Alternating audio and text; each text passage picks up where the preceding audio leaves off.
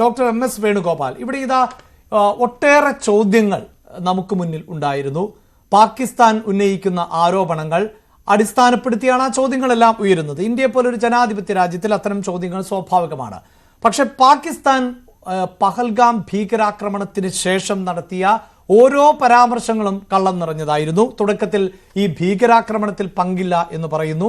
ഐക്യരാഷ്ട്രസഭയിലടക്കം അത്തരം വാദങ്ങൾ ഉന്നയിക്കുന്നു. അന്ന് പിന്നെ എങ്ങനെയാണ് ഒരു ഭീകര സംഘടന, അതും TRF എന്ന ഭീകര സംഘടന, ഇതിന്റെ ഉത്തരവാദിത്വം ഏറ്റെടുത്തത് എന്ന് ചോദിക്കുന്നു.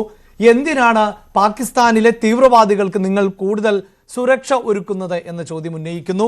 പിന്നീട് ഇന്ത്യ ഭീകരാക്രമണ കേന്ദ്രങ്ങൾ ആക്രമിച്ചപ്പോൾ അത് ആക്രമിച്ചു എന്ന് ഇന്ത്യ തുറന്നു പറയുന്നു. പക്ഷേ സാധാരണക്കാരായ ആളുകൾ ആണ് കൊല്ലപ്പെട്ടത് എന്ന് പാകിസ്ഥാൻ അവകാശപ്പെടുന്നു.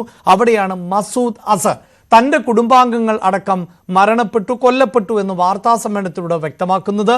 ലഷ്കർ ഇ തൊയ്ബയും ജെയ്ഷെ മുഹമ്മദും ഒക്കെ ആക്രമിക്കപ്പെടുമ്പോൾ അവിടെ അൽ ഖ്വയ്ദ അടക്കം ഇന്ത്യക്കെതിരെ യുദ്ധവുമായി വരുന്നു. ഇപ്പോഴിതാ പ്രധാനമന്ത്രി ഒരു സൈനിക താവളത്തിൽ, വ്യോമത്താവളത്തിൽ നേരിട്ടെത്തി അവിടുത്തെ സൈനികർക്ക് ആത്മവിശ്വാസം പകരുന്ന, അവരെ ബിഗ് സല്യൂട്ട് ചെയ്യുമ്പോൾ ഇതല്ലേ യഥാർത്ഥത്തിൽ പ്രൊഫഷണലായി നൽകേണ്ട ഒരു മറുപടി? തീർച്ചയായിട്ടും.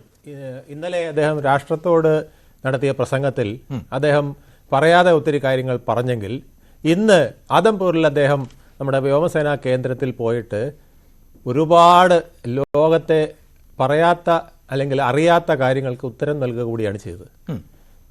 പാകിസ്ഥാനെ സംബന്ധിച്ചിടത്തോളം ഇപ്പോൾ അവർക്ക് ഒരു യുദ്ധവും നഷ്ടപ്പെട്ടു, അഭിമാനവും നഷ്ടപ്പെട്ടു എന്നുള്ളൊരു അവസ്ഥയിലാണ് നിൽക്കുന്നത്. അവർ നുണപ്രചരണം കൊണ്ട് ആ രാജ്യത്തെ മാത്രമല്ല ലോകത്തെ തന്നെ കവർ ചെയ്യാനായിട്ട് ശ്രമിക്കുകയാണ്. ഞങ്ങൾ ജയിച്ചു, ഞങ്ങളാണ് ജയിച്ചത്, ഞങ്ങൾ ഇന്ത്യക്ക് ഒരു വിട്ടുകൊടുക്കൽ നടത്തിയതാണെന്നുള്ള മട്ടിലാണ് അവരുടെ പോക്ക്.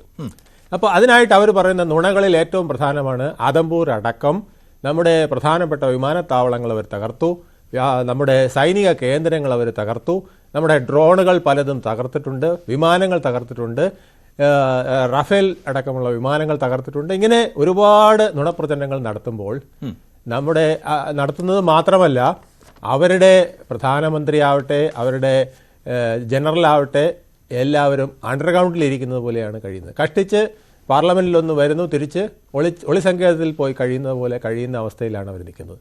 പക്ഷേ നമ്മുടെ പ്രധാനമന്ത്രി അവർ തകർത്തു എന്ന് പറഞ്ഞ സ്ഥലത്ത് ആദംപൂരിൽ പോയി നമ്മുടെ വ്യോമസേന അംഗങ്ങളോടൊപ്പം നിന്ന് നെഞ്ചു വെരിച്ചു നിന്ന് അദ്ദേഹം അവരോട് അഭിസംബോധന ചെയ്തു. ഈ ലോകത്തോടാണ് അഭിസംബോധന ചെയ്തത്. ഞങ്ങൾ സമാധാനം കാക്ഷിക്കുന്നവരാണ്, പക്ഷെ സമാധാനത്തിന് ഭംഗം വരുത്തുന്ന ആരായാലും അവരെ ഞങ്ങൾ തീർപ്പാക്കിയിരിക്കും, ഇനി അതിന് മാറ്റമില്ല. നമ്മുടെ ഓപ്പറേഷൻ സിന്ദൂർ എന്ന് പറയുന്നത് അവസാനിച്ചിട്ടില്ല, ഇത് തുടർന്നുകൊണ്ടേയിരിക്കും. പാകിസ്ഥാൻ ഇങ്ങോട്ട് എങ്ങനെ കാണിക്കുന്നു അതിന് മറുപടിയായി ഇത് തുടർന്നുകൊണ്ടേയിരിക്കും എന്ന് പറയേണ്ട വിധത്തിൽ അദ്ദേഹം അവിടെ കാര്യങ്ങൾ പറഞ്ഞു വെച്ചിരിക്കുകയാണ്.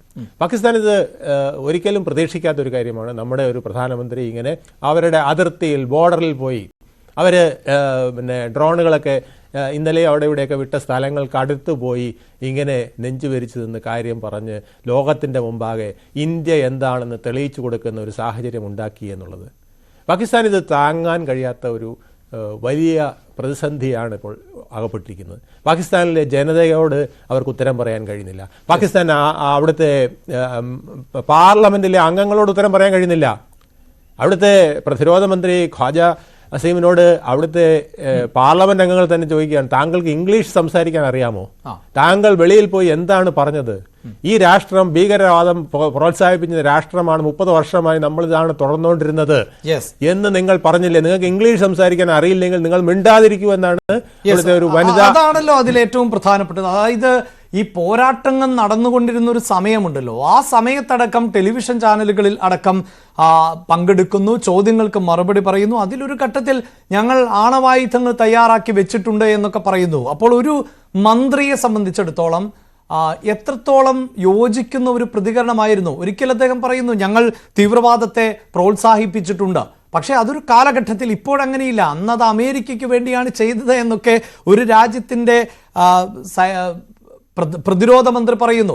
അതിനുശേഷം ഇതാ ഈ പുൽവാമയിൽ നടന്ന ഭീകര ആക്രമണം അതിന് പിന്നിൽ പാകിസ്ഥാന്റെ പങ്കുണ്ട് എന്നത് അവർ തന്നെ പറഞ്ഞു വെക്കുന്ന സാഹചര്യം ഉണ്ടാകുന്നു. അപ്പോൾ ഇതുവരെ സമൂഹത്തോട് പറഞ്ഞ കള്ളങ്ങൾ അന്താരാഷ്ട്ര സമൂഹത്തോട് പറഞ്ഞത് കള്ളമായിരുന്നുവെന്ന് അവർ തന്നെ പറയുന്നൊരു സാഹചര്യവും കൂടിയായിരുന്നല്ലോ ഉടലെടുത്തത്.